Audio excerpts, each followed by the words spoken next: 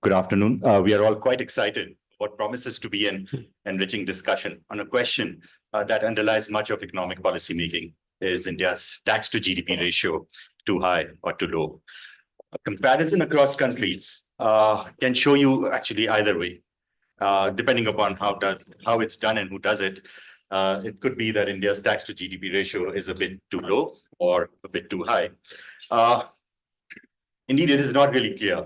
How can anyone answer such a question? And even if it has to be answered, it needs to be done in a clear, unambiguous, data-driven manner.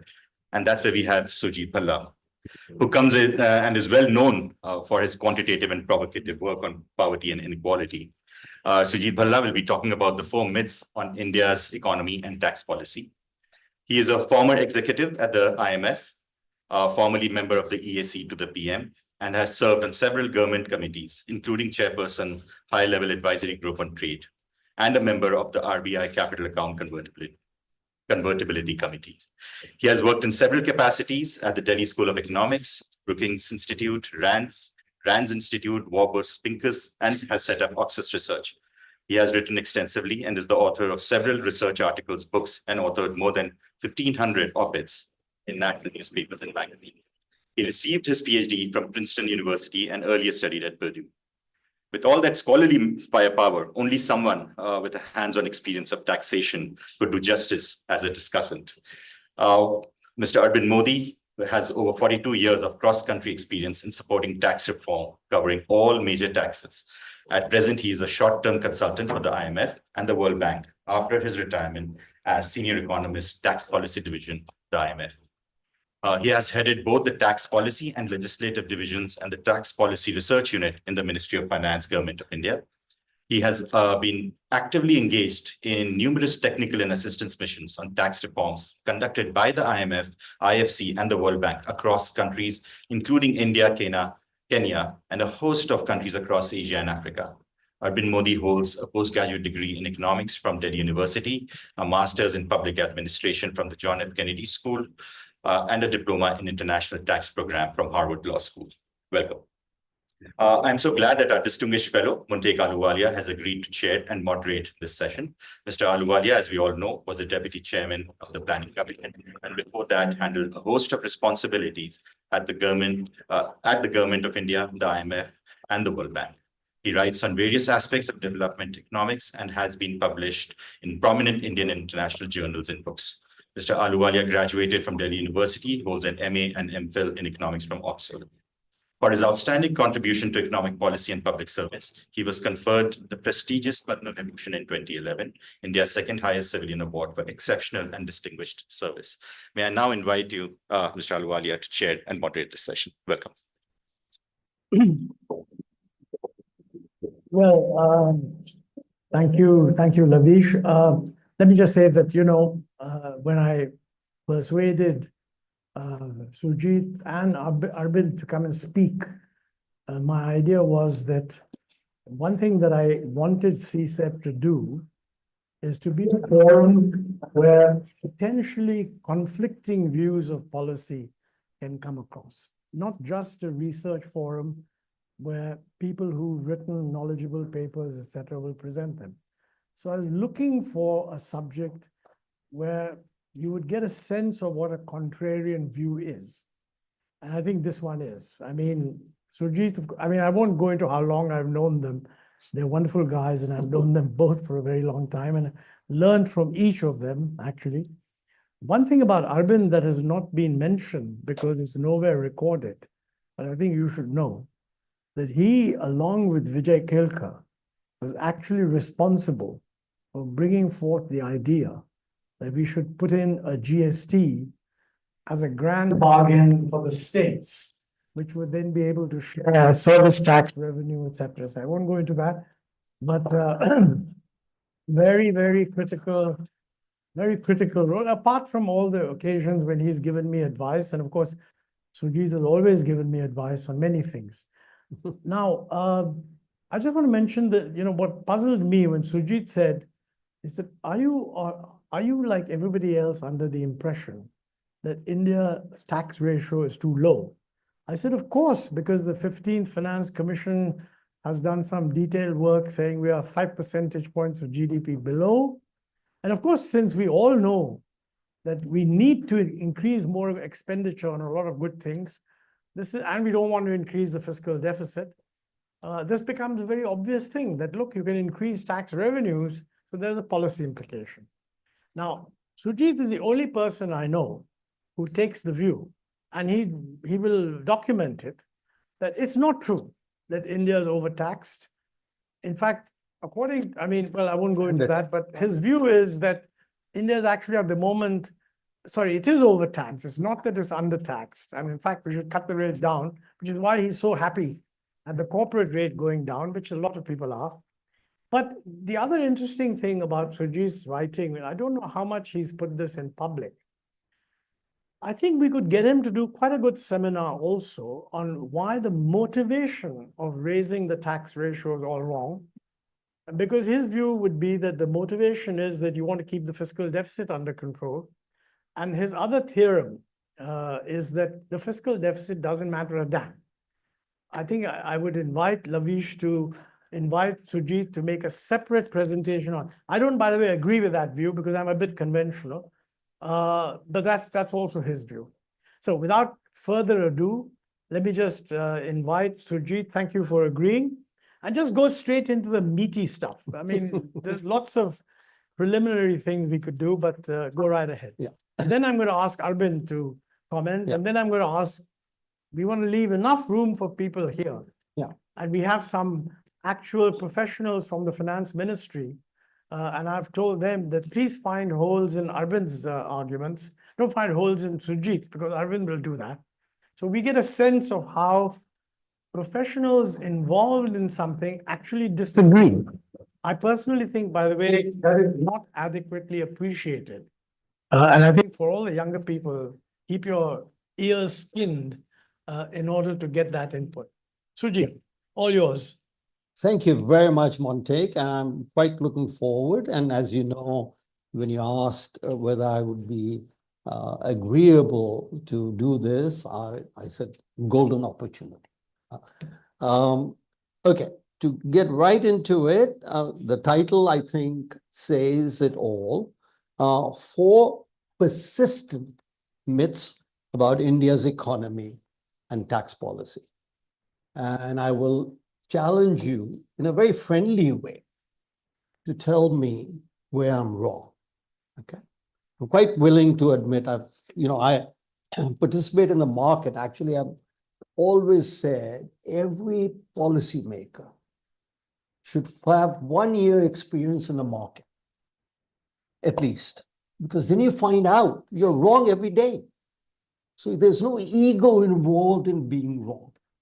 But unfortunately for policymakers, both Indian and Western, and especially for bureaucratic policymakers, that's the World Bank, the IMF, the Indian bureaucracy, etc., they're very loath to admit that they are wrong on anything. And I want to really emphasize that. And that's the problem with policymaking, not only in India, but around the world. Because these bureaucrats do not participate in the market. So their ego is constantly involved in not being wrong. वो तो रोज होता है भाई market, रोज थप्पड़ पड़ते हैं, तो इसलिए कोई फर्क नहीं पड़ता कि तुमने गलत कुछ कह दिया. Okay. Now, so first, moving right along, the argumentative Indian. And the sad part is the argumentative Indian, and this is a comment not just on India, but around the world now. We live in a very polarized world. And there's no time for debate, discussion, or dialogue, no matter where you go. So hence, I want to thank you again for organizing so we can have constructive debate, etc. I will present my findings, and findings are in quotes, and you'll soon see why findings are in quotes, on the most basic of data, tax collections. Okay, it's not like what's the level of GDP, I've got that wrong, some assumption. And if there is time permitting, I'll speak on what implications does this have on the debate on is the GDP data understated or overstated. But most basic, huh? So we all know data is a problem. No matter what field you go into, data is a problem. And this around the world. The other thing I want to make comment about India is that we think we are unique. तो हमारे जो problems है सिर्फ हमारे पास है बाकी दुनिया में नहीं होता ये सारी जगह होता है and I want to emphasize that. So now take for example that there's a debate on how much tax we've collected. Not so much a debate, but the ratio of tax to GDP. And one thing you might remember, I recall I believe it was 1998, when Montek asked me and Jim Hansen, close friend of ours, World Bank economist, to discuss and debate whether fiscal deficits lead to inflation. And I don't know if you remember that. And that was 1998. And 26 years have passed by, and I've still got to receive one paper that says that fiscal deficits lead to inflation. I've got lots of papers that are tax rates too low and tax collections are too low, but I haven't yet found a credible. There was an RBI paper, actually. What is it called? One of those position papers, or I forget, not an official, but which argued this, and it was quite wrong. But let's not, maybe some other time. Okay. Now, the first, most obvious. क्या हो गया? चलो, next mic. This way, right beyond. Acha, okay. Okay, so we move past here. The first one, and you've seen this. I don't think anybody in the audience has said it, but this is passes for conventional wisdom in India. Our tax base is too narrow. So I've quoted a newspaper headline.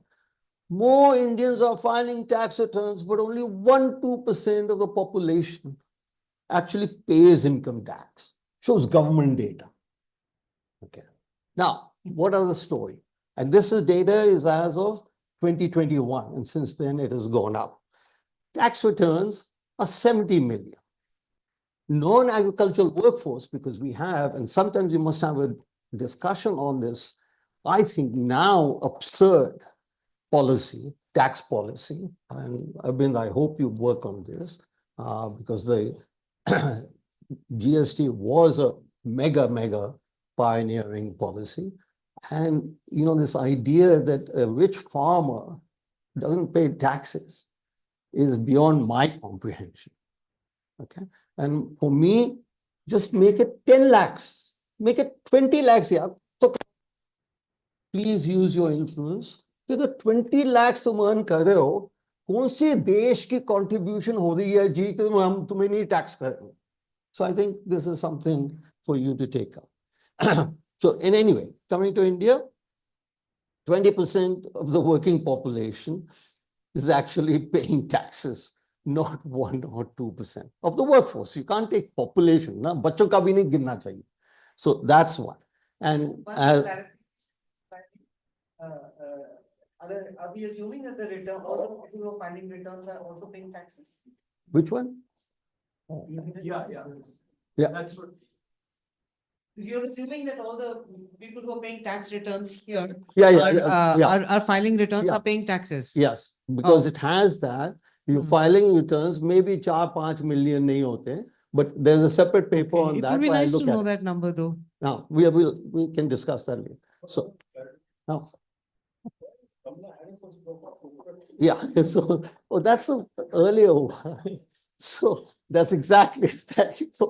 So as PM Manmohan Singh said, and that's a reference to Kamala Harris, you're absolutely accurate, that money doesn't grow on coconut trees. Okay. Myth 2. Tax cuts don't work. The corollary, and only an Indian corollary to that, tax increases work for revenue gains. And the tax cut, corporate tax cut from 2019 is cited as evidence. And that's what the first part of my discussion will be. So India cut corporate tax rates in 2019, amongst the largest cuts in world history, 30% to 22%, one go. And for new companies, 25% to 15%. Bold decision. Did it work? Of course not, because we know that the very next year, revenue went down. The very next year was 2021. Happened to be a COVID year. But never mind, don't confuse me with facts. My mind is made up. मैंने तुम्हें कहा था, यार, this won't work. And therefore, it didn't work. And therefore, the conclusion was that Laffer effects are laughable. Right? Laffer is the one who said tax cuts, if you have 0% for those not familiar with this, if you have 0% tax, you'll get 0% revenue. If you have 100% tax, you'll get zero revenue. So in between, mein kuch curve hai. That's the Laffer curve. And you should spell that laughable. Huh? Instead of laughable, you should spell it laughable. Actually, that's good. So then we have IMF report. I had a slide in there earlier about, I find many of us have worked at the IMF and at the World Bank, about the unfortunate influence the IMF experts have. But in this case, on tax cuts, is the IMF, is the World Bank, the entire Indian bureaucracy, the entire IS bureaucracy, policymakers, etc., as long as I've known them, which is a long time, as Monty would allude to, believe that tax cuts don't lead to tax gains, and instead the opposite. This is what the IMF report for the 15th Finance Commission concluded. And due to the sharp cut in the CIT rate, the revenue to GDP ratio is estimated to fall to a new lower structural level of around 2.4%. So they were fully cognizant. Kabhi hum likh rahe hain 21 mein, COVID abhi hua hai, a structural level.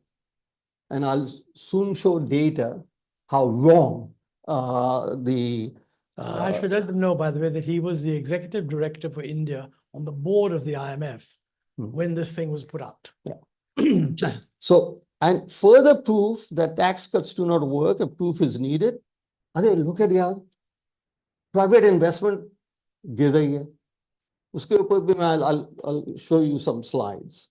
The private investment is falling, and therefore it is that corporate tax cut. Now, don't ask me how they get the correlation there or the causation, but that's the other argument, that it hasn't worked. I think private investment is falling. I think it has a lot to do with our rather absurd policy on foreign investments and bilateral investment treaties. There is a correlation there, but that we don't look at. And then further, and this is where the genius, with tax increases, tax rate increases. Whenever I say tax, it's tax rate, etc. I think it's clear. Personal income tax collections have increased. And the numbers substantiate that, and I'll come to that in a minute, and have done so with increased tax rates. So both sides we've got, case closed. Now, both sides of the thing. Tax increases work for revenue gains, and tax cuts lead for revenue losses. Now, let's look at the evidence. Before looking at the evidence, this was a situation. And notice, I should have put outlier. Outlier will occur throughout many slides on this issue. And India being a huge outlier. Okay? Look at this. This is the corporate tax revenue and the OECD effective corporate tax rate for various countries and India is literally off the charts. You can see it very clearly there. Okay, so I think we were huge taxes and tax rates and didn't get us anywhere. Now let's look at the 40%? no, on the right-hand side. Yeah, on the right-hand side, 0.03. Yeah. That's tax revenue as percent of GDP. Effective corporate tax rate is on the right-hand side. On the X side. Yeah, not the y-axis. The why? Y-axis. That's the density, you know? It's the density. That's on the right-hand side is the density. Your X-axis is the effective corporate tax rate, Yes, which is fine. That's right. yeah. And for India, it was about 40%. Yeah, which is effective, yeah. If you add the, as you just said, the dividends. Yeah. The dividend taxation into it, it does work out. Dividend. Yes. Okay, So- and dividend tax will soon become quite important. Okay, so Dividends are the hands of the share. No, no. We've also Yeah. moved to that. no, that's exactly what I'm coming to. In this, so in this table, in Yeah. this chart, Mhm. so say for the US, which I happen to know just because I lived there, so the dividend tax is included in this, in the Yes, effective tax yeah. rate. And it's OECD, not my calculation. See, it doesn't, Yeah. just like you just hit the IMF, OECD doesn't mean God. Yeah, OECD is not God, okay? So don't give me OECD. no, Give me the correct, that's okay, but Yeah, don't say yeah, OECD.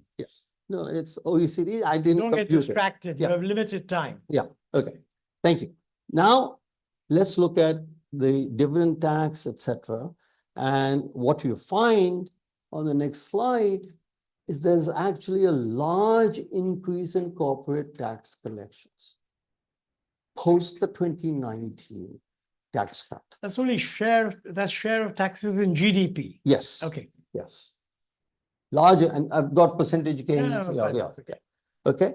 Now, let's look at this. In 2019, and I've got corporate tax adjusted, which is you're taking out the dividends, and corporate tax as observed. Post 2019, the dividends were no longer in corporate taxes. So you have to take out. And similarly, for personal income tax, you have to take out the corporate tax, which I'll soon come to, post 2019, and the securities transactions tax. Now, post 2019, the corporate tax, or the dividend tax enters a higher tax rate, and we don't have data as to how much was collected from there. How did I get this forecast? I assumed it to grow at the same rate as per capita income. So I've given the shares also dividend tax, and was 0.24% of GDP before, and is 0.25 now. It's likely a much bigger contributor to because now you're paying 30, 35, 40% on your dividends, which earlier you were paying 15% or whatever. So first, what happened? From 2.77, it went to 2.31 in the COVID year. And the next, on 22-23, it's now 3.12, which is, and the adjusted and the unadjusted is the same as a share of GDP. And I've given you what has happened to personal income tax, and you find, I don't think there's any debate that this is a large increase in personal income taxes. Okay, now we'll move to the next. Now we'll move to the big one, the big question. That was just a prelude. The first two were prelude. This is the major part. Indian tax to GDP ratio is low. Okay. And what is it based on? It's based on IMF cross-country evidence. Indian Finance Ministry, they say so. The 15th Finance Commission, they say so. The IMF says so. I mean, you can't get a combination, more authoritative combination of people telling you that that is the case. You've got to believe it. Okay. Now we'll look at the evidence. Using the same IMF comprehensive data set. This comprehensive data set is very useful for anybody interested in tax issues. And I remember talking to Arvind when I was there because it was released for the first time in 2021. And incidentally, as a byline, I sent this piece that was published in the Indian Express while I was there. And I sent it to the head of whatever it was from the IMF as ED. Said you might be interested. No response, but be that as it may. So using the same IMF comprehensive data set, which I will use now and show you, that I get an answer very different. And indeed, the present finance secretary, revenue secretary, gets the same answer. That's the article in EPW that's referred to there. That listen, the tax to GDP ratio in India is not low, is actually above the line, etc., which I'll now come and show you some nice pictures. Okay. The other side comment, and this is before the release of this comprehensive IMF data. Some of us had worked on it, trying to find out from state level taxation, etc. That look, you're comparing India, which is a federal country, US, which is a federal country, with lots and lots and lots of small countries that they don't have any state taxes. And state taxes, I think, are what, 3% or whatever it is. So, you can't ignore it. And that's what this IMF, so one thing hugely positive I'll say about the IMF is this data set that allowed us to investigate these issues. But what people had done was use the Indian tax data on center and the other countries' tax data on center. So they had compared like with like, but it was actually a huge like with a huge unlike. So now, but this data allows you to test. Now I'll present you with some dirty pictures, okay? And on that, which prove that the Indian tax to GDP ratio, beyond, I think, any reasonable doubt. Now you can disagree, etc., but I'd like to know, what am I doing wrong? Because I have run this through various tests, etc. Go on. Okay, You made okay. a point. So now, the 15th Finance Commission, IMF assessment, tax revenue has been increasing slowly, but steadily in India during the past 3 decades. This is a quote. Despite this growth, India continues to underperform in tax revenue collection when compared to, and they go out of the way, when compared to other middle income countries and fast growing economies, okay? Which allows us to do a test. With no further policy changes, tax revenues are expected to decline to 15.7% in 24-25. Today, it's something close to 19. This was their forecast, and from 17.2% in 17-18, it declined in 18-19, or 18-19, declined in 19-20, but this is their forecast. Now, what do we get? Results are overwhelming in support of the conclusion that India, as a poor country, is well above where it should be. Middle-income countries and fast-growing economies have much lower tax to GDP ratio. Concrete evidence via IMF data.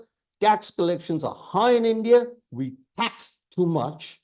There is no sample selection that I know of that you can use the IMF data for, which shows that India is below the line. And I will now show you some dirty pictures. First. Now, this is a very important slide, so we'll be relaxed and put it across. Yeah. Okay. So who do you compare India with?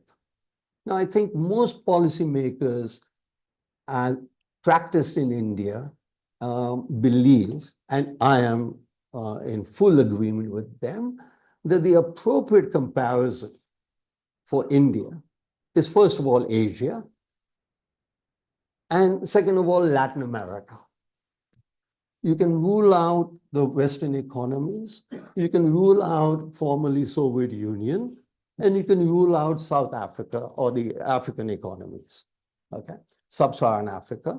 But this is like quite an appropriate, I think, selection. But I have one for all the countries of the world also. Okay. So look at this. The gap between the actual and Can you point out India? Can someone, so that everybody can see where is India in this slide? Do you have a no, little red light on? No. Yeah. Top. Acha. Ye yahan pe is the one with the largest. Yeah. Okay. And notice there is no country, and this is organized according to per capita income. There is no country poorer than India which has a higher thing, and very few countries with much, much larger per capita incomes than India who have lower. Okay, there are 3 or 4 countries, and they are clearly marked, Chile, etc. Okay, now what's the gap? And in a revised paper, I will publish the exact estimates, how big the gap, etc. is. This is 5% of GDP. This is 5%. If you take Vijay Kelkar's view that about there's 1 to 1.5% of GDP, which is shadow taxes in India because of our distorted policies, that this is coming out to be 6.5% of GDP. That means we soon will be, we are possibly with the largest gap in the world. Now, this includes, as the IMF does correctly, social security contributions. But even if you include social, which is very debatable whether you should or not, the IMF correctly makes the point that the correct comparison is social security contributions are excluded. It's not a tax. So this is just all taxes. Yeah. So if anyone wants to ask questions on this, No, this is I'm going to allow clarificatory questions. So this is on PPP. Yes. Right? PPP. So if it was took market exchange rates, if you took market exchange rates, okay, then it'll shift even to the left, then gap will be even more. I haven't done that.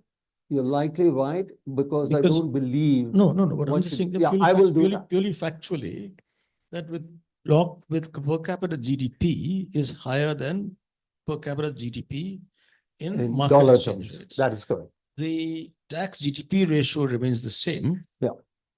Correct. Right? Therefore, this will be to the left. Yes. So the gap would be even higher. Yeah. Is that right? Yeah. Valid point. I just haven't done it. I think in the device, it's a very good. I don't know how it works with others, but I think you're very likely right, and I will do that in the paper. Okay. One question: is this from your IMF paper or is it the VO data? This is it is IMF data. It's not VO.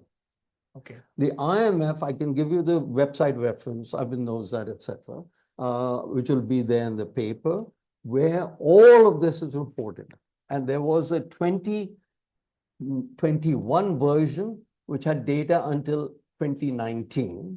And now there's a 2021 version, which has data up till 2021. Okay. I mean, 2024 version has data until 2021. And I can explain what I've done with India, etc. I think there's one more irrelevant clarification. I'm amazed to see Argentina with the highest gap up there, which is supposed to have the worst fisc in the world and the constantly debt crisis. That's why it has. Thank you. That's precisely why it has a crisis. So, okay. This is the whole view. Now, if you overtax, you get an even worse fiscal deficit. But his second point is that fiscal deficit doesn't matter anyway. So that's a slightly different point of view. Now the next slide. Anyone wants to ask a question on this? Hang on a second. Yeah. Because this is a crucial chart. Does anyone want a question on this point? No? So I assume that you all understood what this is. You have a question? No? Okay, fine. Okay. Now let's look at this one. This one is all countries. अरे भाई क्या इस तो ये western countries भी हैं यहाँ पे सारी कंट्रीज भी यहाँ पे इंडिया कहाँ है? हाँ इंडिया कहाँ है? India Right right in the middle वो Philippines के ऊपर. So the second or third thing there, and there also the gap, mind you, is just as high. Okay, so this is all countries. The gap is just. Well, let me point out India ka. I think that's India. I also have to. There we are, and that's quite high. Huh? I mean, it's not small. Okay, so now, and you know, what are the fast-growing economies? Bangladesh, China, Indonesia, Malaysia, Mexico, Vietnam collect less taxes than they should. They're all below the line. Okay. And the reason, the countries that I have labeled in here are exactly the countries in the 15th Finance Commission and IMF report. They give this in their table as relevant comparator countries for India. Only Brazil is higher tax to GDP ratio than India. Okay, but we're not done as yet. Just 5 more minutes? 5 minutes, okay. Yeah. Now, more evidence that India is an outlier on taxation. So what this is, this was also presented to the Ministry of Finance in 2022. We had their data, they asked us, they gave us the country level data. We converted that by slabs and converted that into percentiles and got the marginal tax rates or the tax rate for each percentile. And that's where what you find, huh? This is income tax, yeah, personal income tax. Yeah, no more corporate tax. Yeah, this is personal income tax. And the 100%, and we are in red, boldly in red. They're not comparable. Percentiles in India are different from percentiles in other countries. Yeah, but you know what? We'll be, no, it's just a more, but you know, this is just additional evidence, I think. Why is it that we are consistently an outlier in our taxation? Whether there are other countries also, we had Malaysia there, Thailand there, etc. Again, nicely provided to us by the Ministry of Finance. So we used their data, converted the slabs into percentiles, and then computed, and they'd given us the slabs and the tax rates, and that's how this is there. So, but one more slide on this. I take it one small point. Yeah. If you were giving this lecture in, let's say, Jawaharlal Nehru University, Yeah. The conclusion you would draw is that at the top percentile, we are much more progressive than either the other advanced countries or even the LDCs, right? How much of you would survive after that lecture is a separate issue. But I just want to be clear, is that what you're saying? Now, I will leave it at that. Now, let's get to even more evidence. Yeah. Even more evidence that India is a high taxation outlier. So what is this? This is now not IMF, this is OECD data. Rakesh, take note. OECD data. And the marginal peak personal and corporate tax rates. Okay. And what you find, now, I know Arvind agrees with me, I think, on this one. Montague does, etc. There shouldn't be too much of a gap between corporate tax rates and peak personal tax rates, because then you have arbitrage, which is maybe what is happening in India.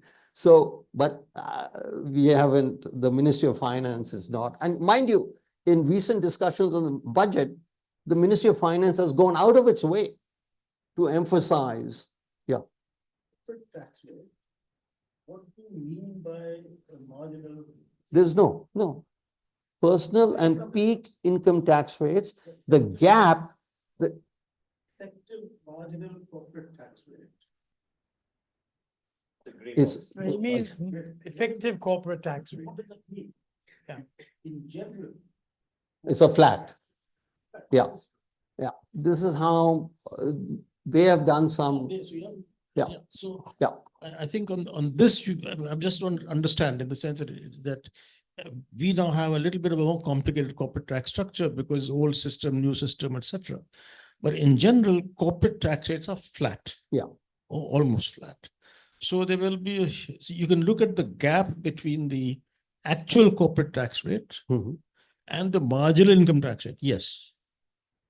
But not the marginal corporate tax rate. I'll have to, good point. I will have to look at what the OECD has done. We just wanted this as an additional. 10% corporate tax, marginal corporate, US. Yeah. Less than 10. Obviously. It's, there's a big difference. Forget the it's the effective versus the stated.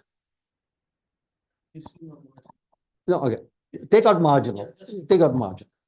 Effective corporate tax rate, OECD data, and the peak personal income tax rate and the gap in between them. Okay. So there again, we are an outlier. Okay. So now I want to move to the next, so much on taxes, the next myth, and then basically, but I think this is also, especially now, investment to GDP. It's very straightforward. Huh? Just summarize it. Yeah. Basically, that the investment to GDP ratio in India has gone lower, and especially compared to the 2004, 2011 peak. But we've grown, that's why investments are down and so on and so forth. And why is that happening?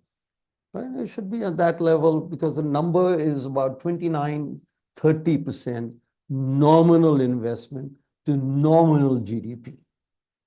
Okay. Whereas and the nominal investment to nominal GDP, the peak between 2004 and 2011 must have been 2007 or 8, was something like 37% of GDP. So look, what's going on? What's going on, and this is a phenomenon around the world, that your price of investment goods, and we are trying to compile a series, Karan Bhasin and I, on for the different countries, but the price of investment goods has gone up much less than the price of the GDP deflator. So therefore, we do the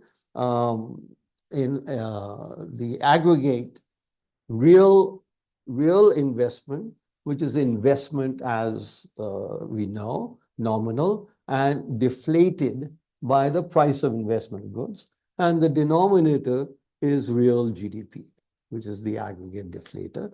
And what you find, and many have concluded that 8% GDP growth is not possible. Because quite gratuitous to bring in Governor Rangaraj. No. Yeah, This is a book. This is a book that he has just published a year and a half ago. Okay. A year ago. So But by the way, this is an important, this is a truly important point. And I think underneath it is this notion that, in most countries, even countries that go the Atmanirbhar route, there is a reluctance to do that for capital goods. So the one part that remains liberalized, globalized is capital goods. So we are slightly altering that now, thanks to the lead given by President Biden. But otherwise, generally, the view is that inflation takes place dominantly in non-traded goods. Traded goods more or less, remain the same. And that, though I must confess, I need to look at this a little more. But there's one question I have, and I don't know if you've... One more slide, and then we can... Okay. Well, last slide, which is more or less the same slide. And that actually gives you the graph. So you can see in blue is the real investment to real GDP ratio, and the Z is the conventional one. And there you can quite clearly see what I've been trying to say. Yes, yes, Martin. My only question is that, when we do these calculations, deflating each component of demand by the relevant price deflator actually leads to a departure from the aggregate equation. Because the aggregate equation of supply equals demand is all in current prices, okay? Now, if you're going to stick in different deflators for each of these, it would really mean that the unexplained error in the real series would be different from whatever is otherwise there. So have you looked at what that has done over time? No, but So That'd be worth doing, no? yeah. So Sujit, actually what this chart shows is that the investment ratio came down just when I left the RBI and started going up just when I joined the PMESE. That's really what this shows. Just pure coincidence. Pure causal, obviously.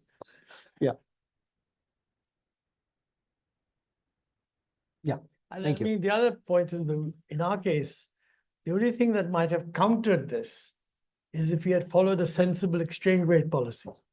Because had we allowed the rupee to That's yet depreciate- another seminar. Yeah, no, but I mean, it's a relevant point. Yeah. Unfortunately, historically, all governments have mistaken the strength of the currency with the strength of the country. Yes. Hamara rupiah, Yeah. bada strong hoga, etc. Best performing currency. Huh? Best performing currency according to the media. Actually, That's exactly the just- point. A lot of this problem of moving towards capital goods would not have been there if the real exchange rate had behaved the way you and several other people say it should have. Because I've seen a lot of you guys, and I agree with that, the real exchange rate ought to be depreciated, something of the order of 10% at least. Nominal. Nominal. I'll make, Nominal. Nominal, not I'll real. make, Nominal, not real. Whatever, yeah. Okay. yeah, I'll make one, since you brought this up, one interesting, I worked on real exchange rates a long time back.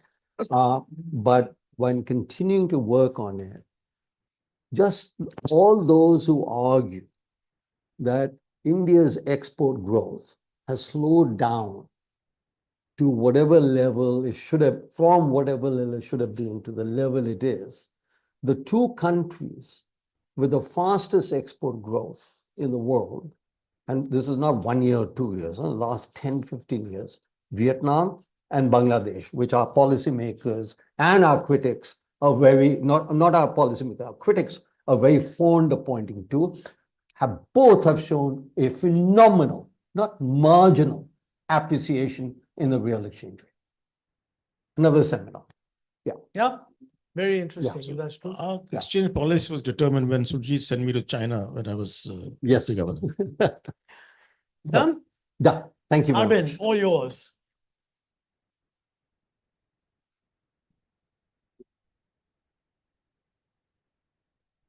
Thank you.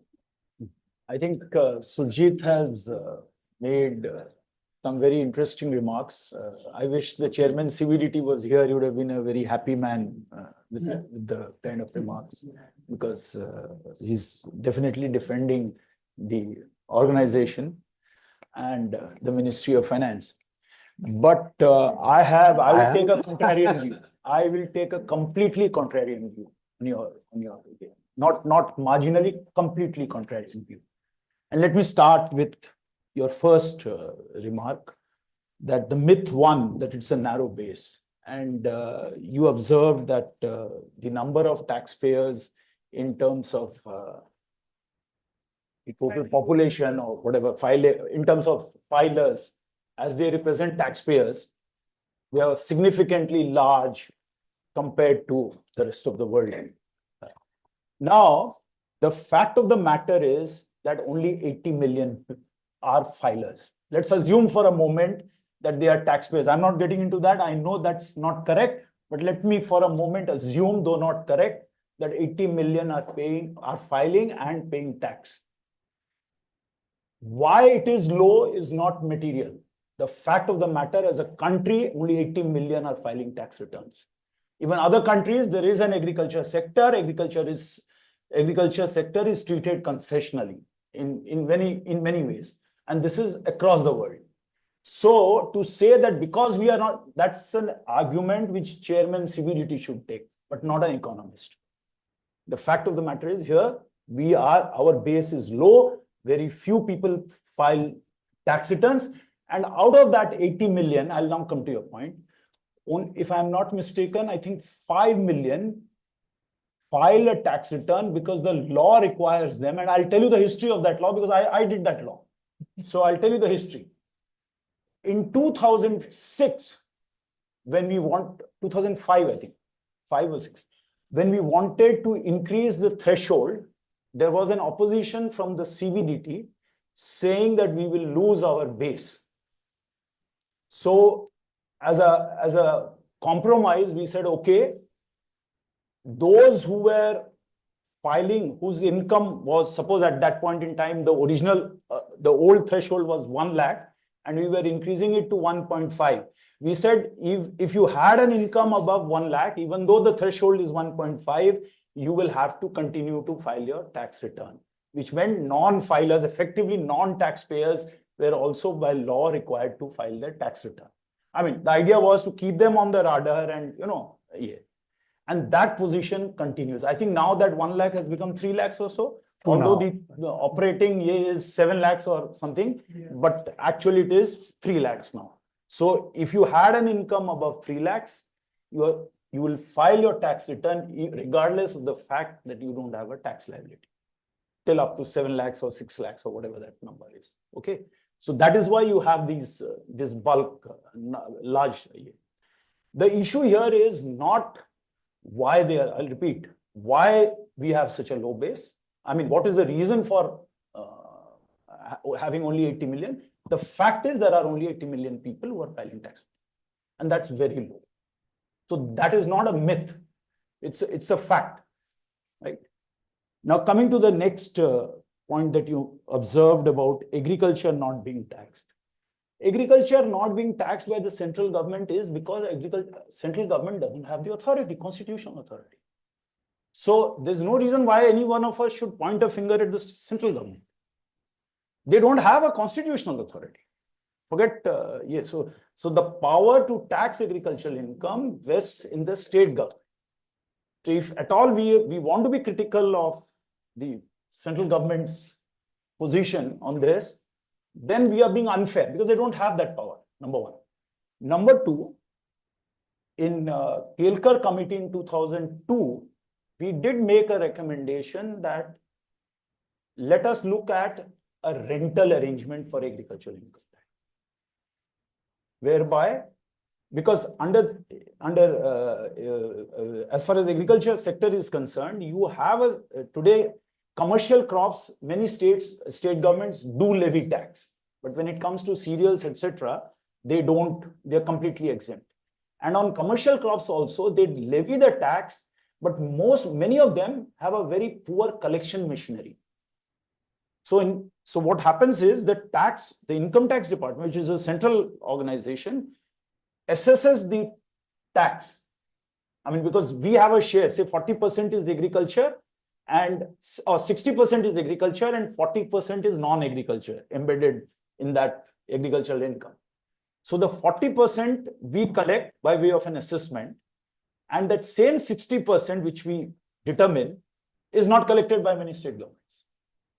So a recommendation was made that allow the central government to collect the full thing and give it back to you. And there was a hue and cry. So this is something which has to be politically managed. And you are close to the powers. You should tell them that.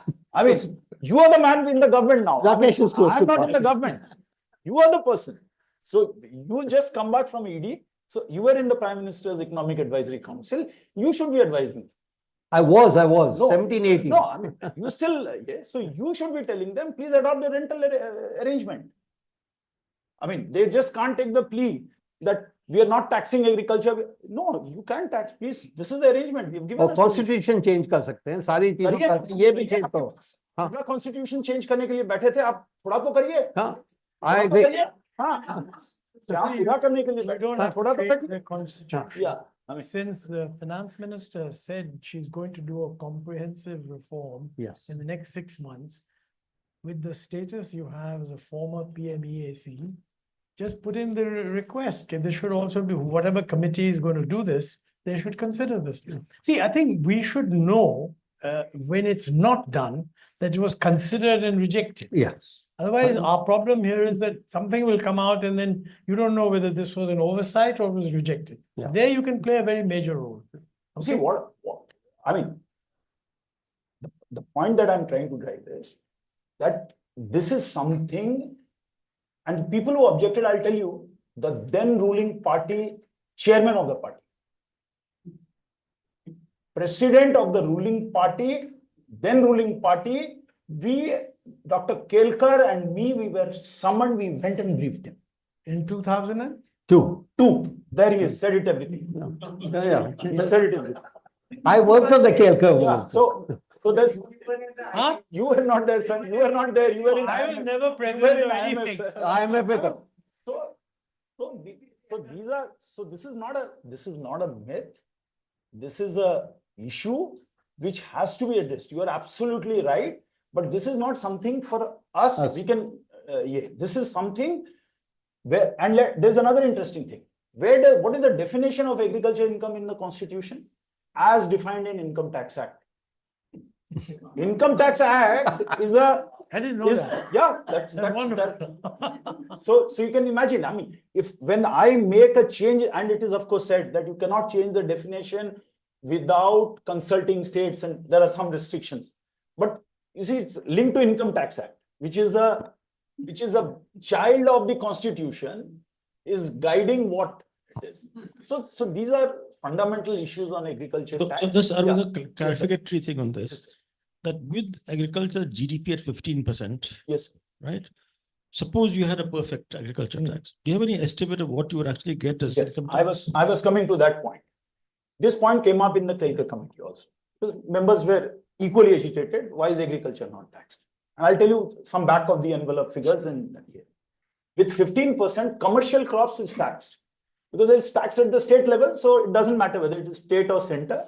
So yeah, the marketing gains we tax, the non-marketing, the production gain, is states are supposed to tax on the tea, coffee, all these plantations. They are all rubber. All this is taxed. They have a poor machinery. They don't collect it. That's a separate issue, but it is taxed. Technically, it is taxed. Now, if you had a perfect tax system, most of it will go away under the threshold. Most of it. 97, 98% will go away. Of numbers or value? Of value also. Sir. Because what happens in agriculture is, if you see a farmer, the large family has a holding of 100 acres. It's a large family.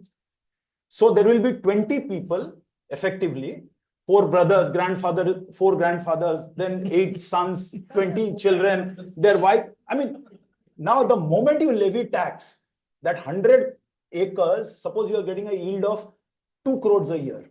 As a family, yes, 2 crores is a big amount. But the moment you divide by 20, it is less than the threshold. That's number one. In agriculture, the definition of family size is the number of people who be fitted on a tractor trailer. So when you're going to the market. And to be fair to them, they are entitled to that threshold. Yeah, They're of course. entitled to that threshold. So there is a lot of, this has virtually become an urban versus rural issue. The urban people, they feel, the salaried people particularly, that we are being taxed, but they are not being taxed. But no. So what you will get in terms of the amount, at that point in time, I had calculated, I said not more than 5,000 crores.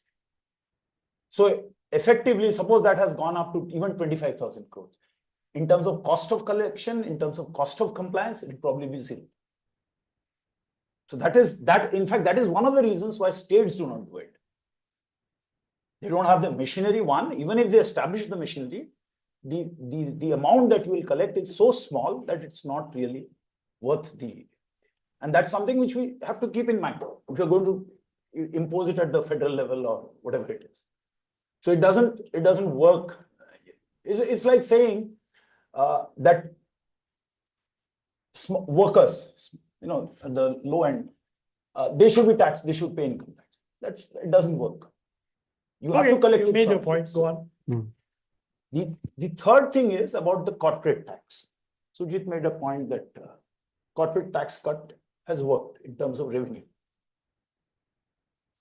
My assessment is it has not worked.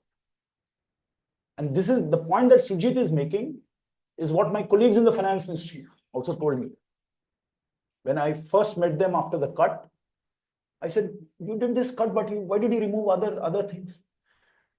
I said, you have lost this revenue, how do you plan to recoup it? No, sir, it's only a 3 years base. I said, what do you mean by only 3 years loss of revenue? He says, over 3 years, we'll make it up. That's exactly what Sujit is projecting. Maybe we would have done. See, why we have not achieved the exact number. When we removed, we were collecting about 3.2 or 3.3%. Correct me if I'm wrong. 2.5. No, corporate tax. Yeah, corporate tax. Out of that, you remove from it the dividend tax. 2.8. So that was 0.2, 0.25. 2.52. So let's say, so let's say we were collecting 3. In 2017, this is a great reform that we did, which is never talked about in this country or in the outside, in the rest of the world. India is one of the few countries which has successfully, so far at least, removed all business taxes. This is a great thing, but nobody talks about it. And we were expecting finally, gradually revenues will trickle in as the tax holidays expire. So you will not see an upsurge of 0.7, 0.8% in 1 year. You will see gradually 0.1 year. By 2027, you will see the full impact. So that was about 0.7, 0.8%. So if you talk of 3 plus points, so almost with dividend tax, we were supposed to reach about 4%, which is what advanced countries collect on corporate income tax.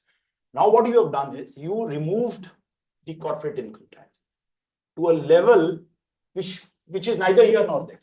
And I'll come to that also. Either you should have gone all the way down. Hanging in between doesn't help, because you're stuck at 25%, whereas the global average is only 20. So from 30, you have only come to 25. And you have full taxation of dividend, full taxation on, now you 10 to 12.5 on A. So the cumulative is some 44, 45%. And with 44, 45%, your IRR will never work for investment. And no wonder you see the kind of figures for investment. You can optically, you are showing that I have reduced corporate tax, but you increase dividend tax. And for an investor, while calculating his IRR, it is both that he will count as an effective tax. So you are nowhere near. That is your serious problem on the tax. If tax is one of the reasons for investment, then you should have gone all the way down. You should have cut down tax. You can tax it at the hands of the shareholder, but at least 50% standard deduction or something should have been used. And so this is not something which we can have a full debate on corporate tax if you want. No, but did it work? No, I'm coming to that. My answer is no again. Why? Because you were supposed to collect 4%. You are only reached 3.1. That you can't use that, Then finish the I argument. will use, because in another 2 years, by now, I should have collected, if not 4%, 3.7, 3.8, because my base has expanded completely. There are no tax incentives anymore. There's only one reduced rate for new manufacturing industry. All others have gone. So I'll take this finding of yours, this comment of yours a little, skeptically. I'm very skeptical about this whole approach. Let's wait and see how, maybe we'll get to 4% in 2 years. If that happens, then that's very good. But with tax incentives gone, we were hoping to get close to 4%. And that has not happened. And on the dividend tax, I'll tell you what has happened. Public sector dividend, I get nothing now. The dividend distribution tax at the EA, whatever dividend was paid, I used to get a part of it, even from the public sector, because the payer was deducting. Now in the hands of, when you tax it in the hands of the shareholder, and the shareholder is the president of India and exempt, then that part is gone. Pardon, sir? It can, but from a, as far as central government is concerned, now state governments got hit. And now your ratio is 42%. See, when it came as a revenue to me, sir, as you rightly said, that it cancels out. As far as central government is cancels out. But it comes as non-tax revenue. But that tax revenue, 42% goes to the state. So that is the difference. Yeah. So that is on the tax cut part of it. Now the second and the third point you talked about was corporate. I mean, one was your projections on the GDP and cross-country comparison. Yeah. Tax to GDP. That was the core point of the whole session today. So I must spend a few minutes on that. See, as I see, I'm not sure. I mean, once your paper is released, maybe we'll have more information. But if it is only based on GDP, that's one way of you've done what you've done, your numbers. I will not dispute that. But when you look at multiple variables, which is what most researchers do all over the world, I will show you n number of studies on this. And the latest study by the IMF is 2023. Same approach, stochastic frontier analysis. 150 countries, 160 countries, they take multiple variables. GDP is per capita, GDP is one. I'll send you the papers. No, I want to comment on this. Yeah. Yes, on the stochastic frontier. Yes, that they will take per capita, typically there will be a per capita GDP. There will be some variable for informality, which will be share of agriculture. Then some variable for openness, because corporate tax is dependent strongly on the level of openness. And then, of course, there will be an institutional factor, which could be as a representative for the administration and things like that, which could be corruption index or any other index as you depending upon what is your sample size, what is the sample period, all that data is available. So 4-5 variables are typical standard, and there's not one study. These studies keep getting repeated every 2-3 years by different people.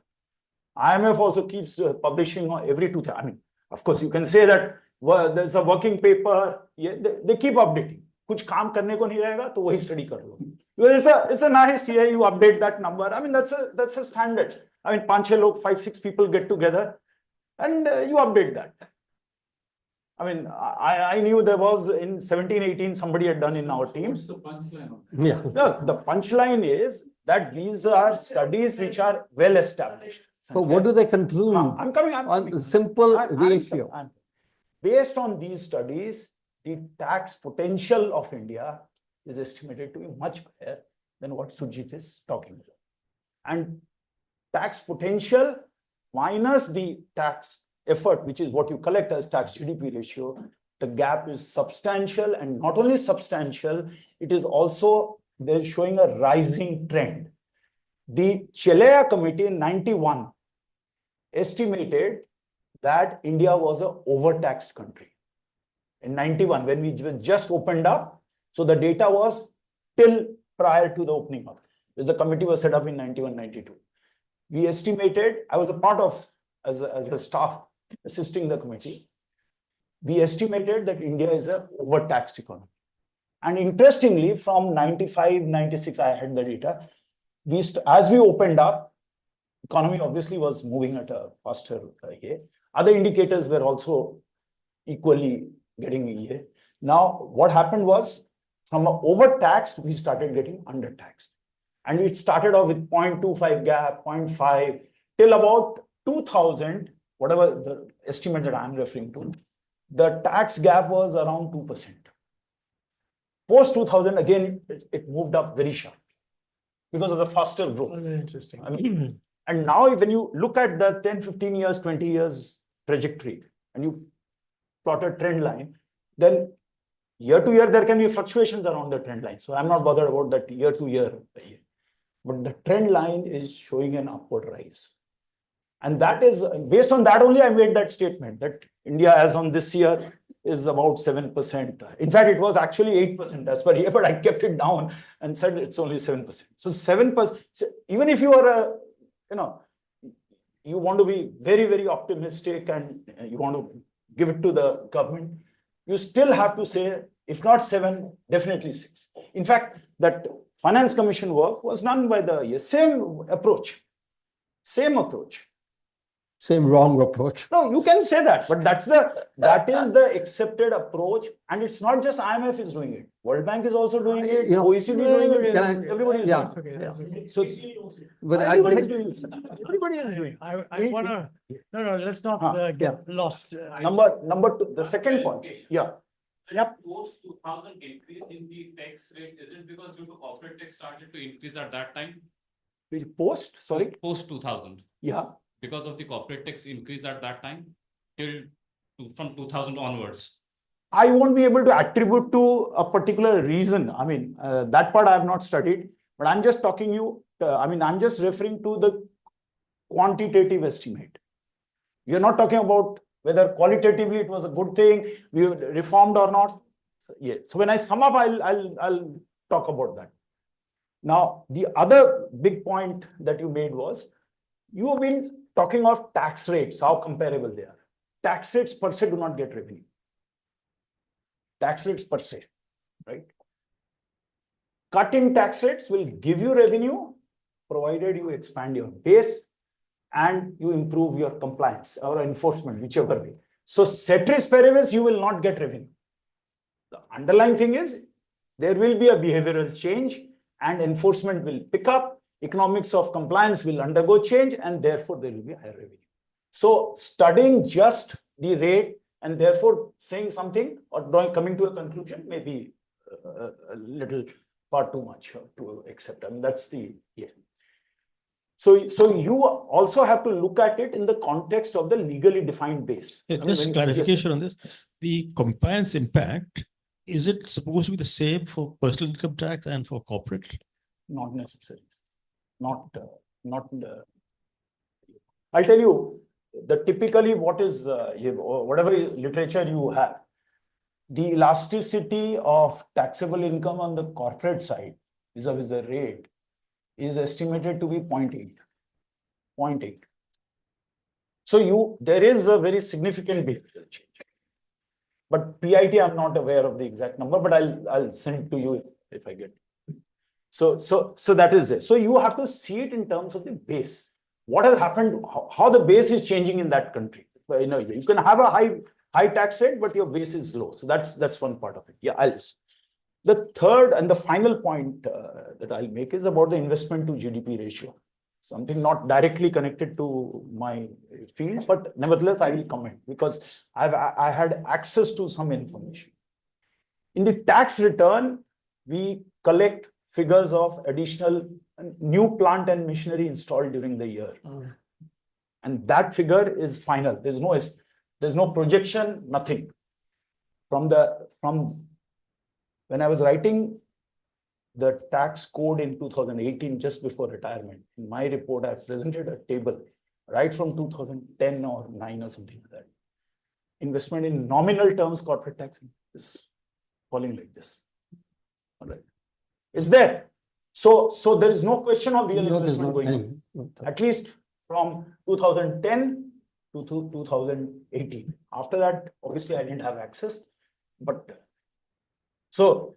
if the nominal is going down as a year, so the real can't go, even if you take inflation at 1% or 0.5%. So I'm talking about companies.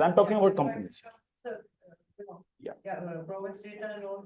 So beyond after that, what has happened, I can't say, but during. So clearly, when I compare that with the CSO data, I know that that's not what is there working at the ground. Because and that's for all companies. I'm not taking a sample because they file their tax return, you just have to total up. I mean, so there's nothing, no projection to be done, right? And there's a separate column reporting. So that is the, now coming to this again, is India's tax GDP, I'll take just 1 minute. Is India's tax GDP low or high? If I look at it in a historical context, we have done very well. And I would say, yes, it's high. Since we have collected more. And why? Our tax GDP ratio, despite high growth, if I start from 1990 to the most recent year, 24, we have almost, collected, I mean, it has gone up by almost 3.5 percentage points, 3.5 percentage. And when you adjust for the custom duty fall, because custom duty that time was 2.5%, and it is now 1%, then we have almost increased by 5%. I mean, if you make that, if you keep custom duty out, yes. So that's a good performance. I mean, I won't say that, yes. But when I look at it, now when you say comparison is always with reference to a benchmark. Low or high, it has to be with reference to a benchmark. I'm coming, let me, yeah. Now, what is that benchmark? It has to be with reference to our potential. Now, our potential, every study after study has been estimated much higher. If I say 25, you can say, no, it's not 25, it's 24. Okay, but it's significantly higher. Let me put it this way. And vis-a-vis that, our tax GDP ratio is low. And Thank you very much, Arvind. Thank you. Really good. You know, I promised Lavish that the purpose of this seminar was to put forward a leading scholar, does a lot of work in an area, with someone else who doesn't call himself a scholar, but he's a practitioner, giving very detailed comments. Now, I wanted to leave space for questions. I think you want to shut the door, shut the function in another 12 minutes or something of that order. So I have some suggestions on how to pursue these things, but let me ask, how many people want to ask questions? And you do well. That's the finance ministry itself. So stand up and ask your question. Yeah, so The 10 minutes, by the way. Extra 10? So a quick question to both the panelists. So if we kind of rephrase this problem, because the discussion is presently on whether the tax to GDP is high or low, but the graph that you showed, it just puts a number and plots a regression line. What it doesn't compare is what Sir had said, that what is the actual gap. So when we say that the point that you might say, which you do not agree to, like you say that you don't compare it to the potential. So what we're trying to say there through that regression line is that given the state of per capita income we are in, we are fine. But not fine, we are overtaxed. Yeah, so we are big difference. We are doing better than what we should be doing in terms of worse than what we should be doing. No, I finish. Yeah, but what a practitioner may mean, as he pointed out, that we are collecting much less than what we should be. So unless and until like every country's potential, the gaps are pointed there, wouldn't that comparison be I'll answer. quite different? Yeah. Okay, good. Who else wants to? Well, yeah, ladies, we must get gender balance. Yeah, So thank you for next. the presentation and your remarks. Both were very enriching and great exercise in learning for us. I have one of my observations was on the returns, does not necessarily equate to payment of taxes. Now, the second one is actually more thing. So, you know, to the best of my memory, you've been taking years, which is FY 20 at max and then ending at FY 23. So one of the things that we all do as economists is try and take normal years. And so none of those years were normal, including FY 20, which was... I don't take FY 20. No, FY 20 growth actually plunged to 3.8%. So it's 50%, 50 by half. Yeah. So that is there. And then in the last 3 years, I assume that for calculating your tax to GDP, you've taken total revenues in case of personal income tax, as it were.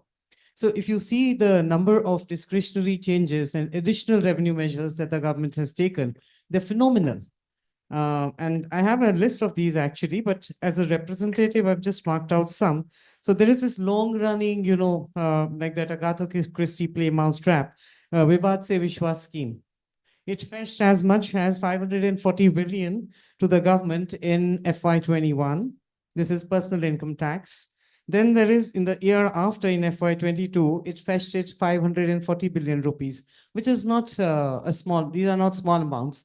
And these are one-time or one-off additions, and they're certainly not structural. So if you take away that, you might find that the tax to GDP ratio, PIT, that is, might be even lower. So India would be even more of an outlier. And as Arvind said, that the tax gap is most likely much more than 5% than what it is.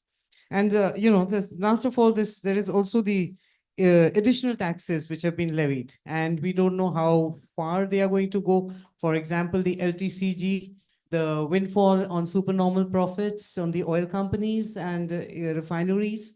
I assume that they would go for corporate supernormal profits, corporate income tax. Now that's bumped up in FY23. We all know where oil prices went and where the wholesale price index went in those 2 years. Inflation's been very high and probably much higher than the GDP deflator itself. So that's it. Thank you. Thank you. You. Yeah. So thank you, Surjit and Arvind. So my question is more from a need lens, right? So I look at it, so the future of growth, how is it going to come? Government responsibilities overall. And I think if you look at, so we are from a government responsibility point of view, I think we've got to be looking at the abysmal spending on health and education. We've got to be looking at climate change, where, we're to address, mitigate that. And of course, ramping up infrastructure, which we're doing, but again, the needs are huge. So my perspective is from a need lens, right? And we are currently at a GDP, debt to GDP ratio of about 83%, right? So in that sense, and by the way, I was with Jim Hansen. Thank you for raising, a very dear friend, of course. We know he passed away a couple of years ago, but I was with him actually when he wrote that piece for Montec. So I feel that, rather than sort of, and there's nothing to fault with the cross country, the ratio, the graph is obviously correct, right? So we are above the line. That's fine. But I think I am quite persuaded by Arvind's point that there is, we've got a gap there, lots of studies done there. And more importantly, there is a need. We have a huge need. And we need to address that. Government is not there in so many areas where they should be there. We know that, contrary to what we think, as Karthik Muralidharan said, we are actually one of the lowest government overall in the world. If you look at local government, overall government, contrary to what we think we have actually, numbers or even spending, right? So that's my perspective. I'd like to hear where you come from. Yeah. Can I find out how many other people want to speak? 1, 2, 3. Well, we'll fit each of you just 1 minute each. Pointed question. Yeah. So my question is to Surjit Bala. From what we see in the graphs, it does see while the GDP ratio is high, it still is something that is comparable to many other countries.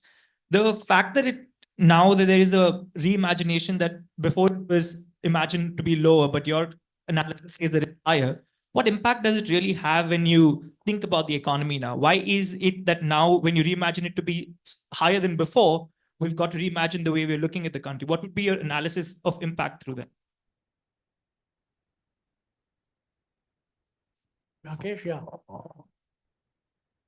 I'm giving Rakesh precedence and you will come back. Yeah, actually it's a very broad question going from all of the details of race, this, that, and the other. Is the fact that the tax GDP ratio overall hasn't changed much since late 2000s till now, except for maybe this year, maybe coming year. With something like 6-7% growth, whatever number that you take, and of course higher nominal, that as long as the elasticity of tax collection compared to income growth is more than 1, there should have been some buoyancy. And I'm totally abstracting from, all kinds of tax changes, GST, reduction in customs duties, all this. But totally overall, actually. That, so either the answer is that, look, we were even more heavily taxed in the late 2000s. And then we've become smarter and reduced the tax rates or whatever it is. But it is a puzzle to me that in about 15 years or thereabouts, the tax GDP ratio remains about the same, with a little bit of change maybe last year or this year. Second, what question that I asked Arvind actually, that on the Laffer curve, did he, I don't remember, did he just do on personal income tax or also on corporate? Because to the extent that corporate tax is based on all the conventions to do with accounting, taxes on profit, how does the tax rate make a difference in their behavior? So that I'm puzzled about. Personal income tax can have different arguments in terms of compliance. Okay. There were three people there, right? Just in turn. Thank you, both of you. So from 2018 to 2024, the latest data that we have, corporate tax has increased by almost 24%, while the personal income tax has increased by around 76%, if I'm right. And given that we have got tax cuts in corporate tax around 25% now, my question is on a broader policy level, how has it impacted investment, aggregate demand, and consumption, despite giving the cuts? So the latest that I know is they were supposed to invest back into the economy, but what is happening is they are cleaning their books. So how much is it impacting? Fair enough, yeah. Two others who were there. Hi, Yeah. so thank you for the presentation. So you referred to the EPW article, and if I remember that correctly, there the major conclusion which was drawn from your newspaper article was that it's only close to 30 or 35% of the explanation when they ran the regression for 160 plus countries could be drawn only on the basis of the GDP explaining that the tax to GDP ratio being high or low. And I believe the major conclusion of this article was more to say that there are other factors such as cultural differences and other countries being different, and other, as I think was also being pointed out by Mr. Modi. So how do you feel, how do you explain the argument that there are other factors which might actually influence the tax to GDP ratio, or rather the tax collection, if you may call that as? Thank you. Were there any others? No.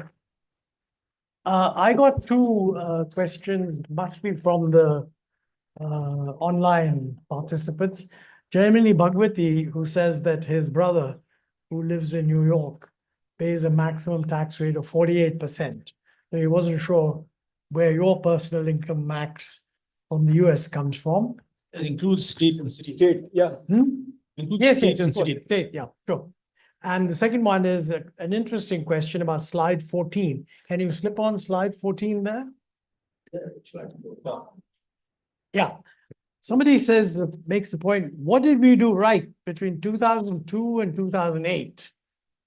Presumably that's when it's shooting up. 2008, 2008. What? Deputy Governor, 2008. Yes, we noted that. Economic affairs also. So do you want to answer that? This is the question. Okay. Thank you all for the comments. I will reminded of a quote from some of the comments, a quote by T.S. Eliot. That is, maybe Monte can give that is not what it at all. That's not what I meant at all. So I must be not communicating. So my fault. Look, and I was a member of, I did a paper for Kelkar for the same report, 2002. And at that time, the compliance rate in India was something like, according to that estimate, was 14%. That is only 14% of the people 14% of the revenue that should have been taxed is being taxed, is paid as tax. That number today is upwards of 50%. Mind you, in the US, and you can go to the website, IRS website, is how much of the potential revenue that they should be getting, they get. And that stayed constant at 82%. So we're not doing bad on compliance, but that's not the, look, the reason, you have your potential tax rate, you have this, I had an earlier slide. I think in India, we think we are unique. You what? We are unique. I thought we The- were. The problems we face, the things, etc., we are unique. And therefore, what is happening over here is not happening anywhere else.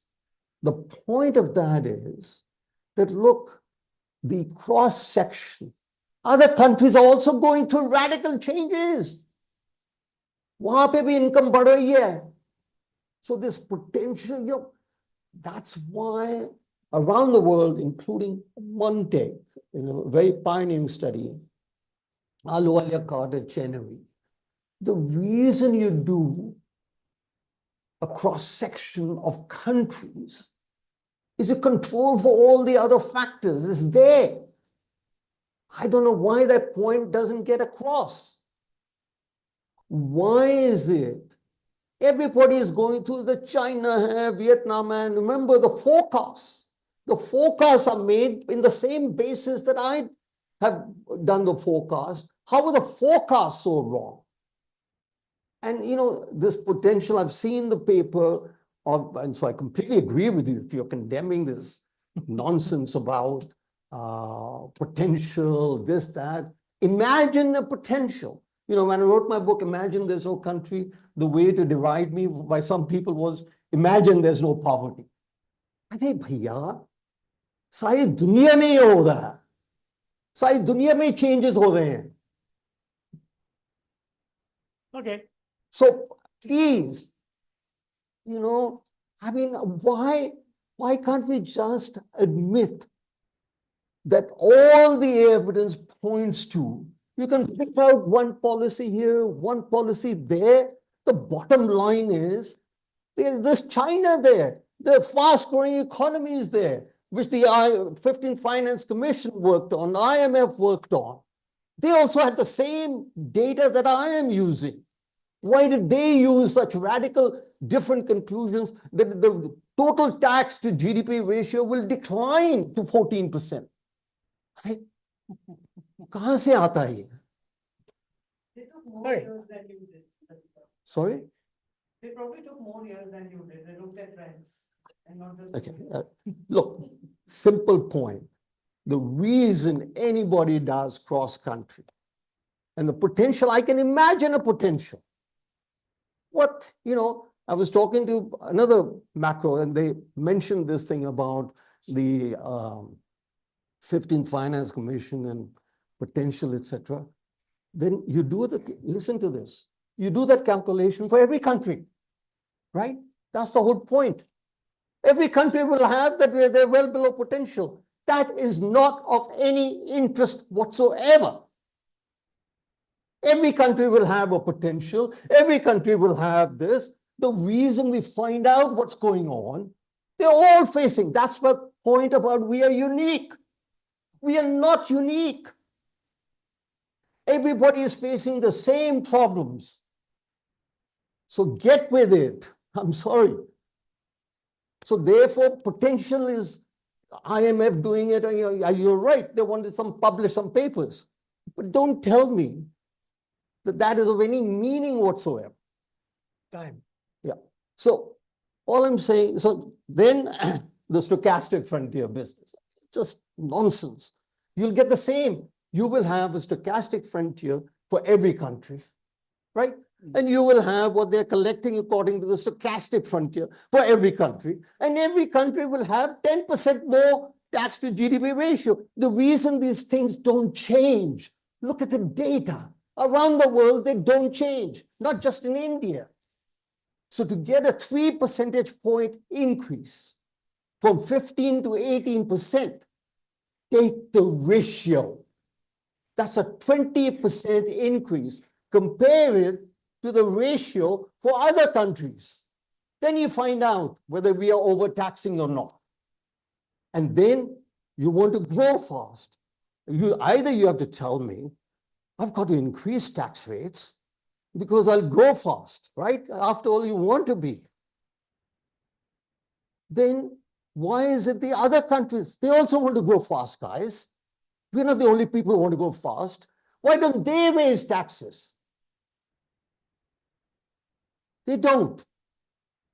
So the reason they don't is because you cannot increase your growth rate, potential, etc., by increasing taxes. Okay, that's a fair point. And so to get, and the marginal tax rate for Germany in much other respect, I mean, New York, No, a simple point. Is your stuff inclusive of states? No. In US or no, they say OECD data, very good points have been brought up. I'm sorry I brought in. Next time I bring in OECD data, I will have details of how they've done the calculation. Okay, I have fair not enough. done that calculation. Okay. That's it. Okay, I'll respond to two questions, I think, quickly. Sanjay's point first. On the spending requirement, I'll again give you a. See, typically we estimate that 15% tax GDP ratio is the critical minimum required to provide necessary public services. And this is now well accepted. Again, this is number one. For Millennium Development Goal, UN estimated 17% tax to GDP ratio requirement. Globally.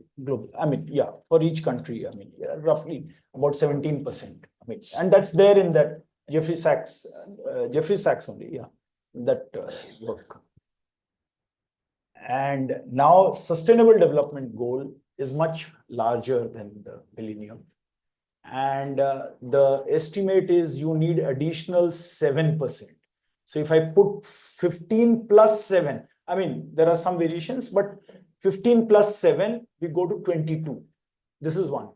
Then I saw the other day, I saw a paper, old paper by Madras School of Economics, where in terms of the size of the optimal size in terms of spending is estimated to be 22.7%.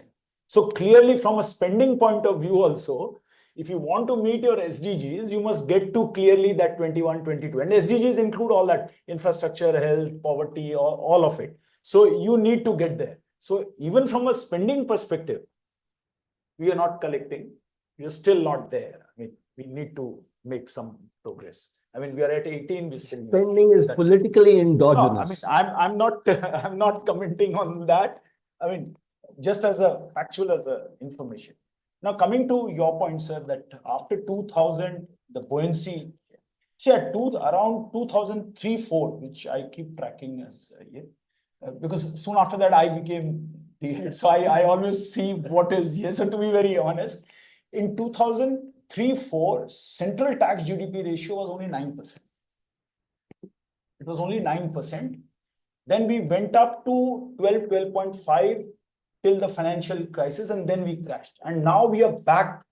Last year we are back. So it took us almost more than a decade to cover up. And that's a typical problem. I mean, that's something which rest of the world is also facing.